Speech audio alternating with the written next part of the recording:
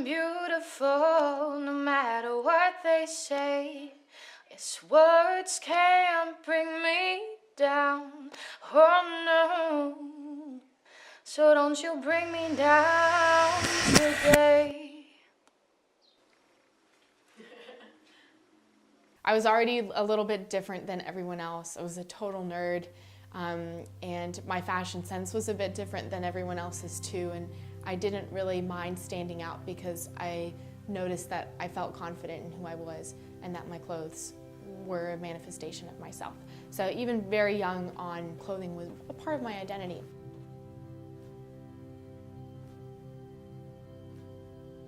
I wanted to start something that had impact and not just start another beautiful fashion magazine, which obviously I wanted to do, but to make a magazine that could empower our readers and embrace people of all shapes, sizes, races, and gender identities, and that's what we do. When we started Coulture, the real reason behind it was that we wanted to challenge beauty standards, and we wanted to be a student publication that takes that vibe here at UNC for social change and this positive, all-embracing culture and infuse that into a magazine and make it a medium where people feel accepted by it and like they could relate to it. A magazine starts with a theme or an idea. And Remington, my co-founder, and I, we both ideate this theme. Usually we come together and we each have separate ideas, but they're generally following the same vein. What we do is we distill current trends and societal changes, and we're sort of like barometers for what happens in the industry, and we look at, okay, what's gonna happen next season? What are the trends gonna be like? And from that, we create a theme.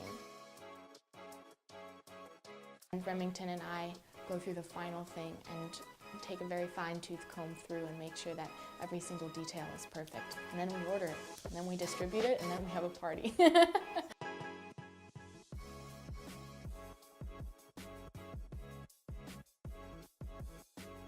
I really love the creative nature and the boldness of the fashion industry and the way it's so fearless to make certain political statements. And I think I fit pretty well into that spectrum because I'm not afraid to be myself, and I'm also a very creative person. And then when they start walking back, the next person comes out, because that would give you time to change.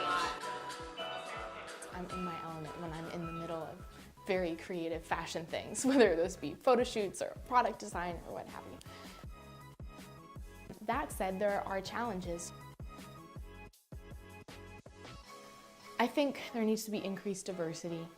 Fashion is taking small steps, but sometimes, even if the steps are well-intentioned, they end up coming across as almost kind of forced.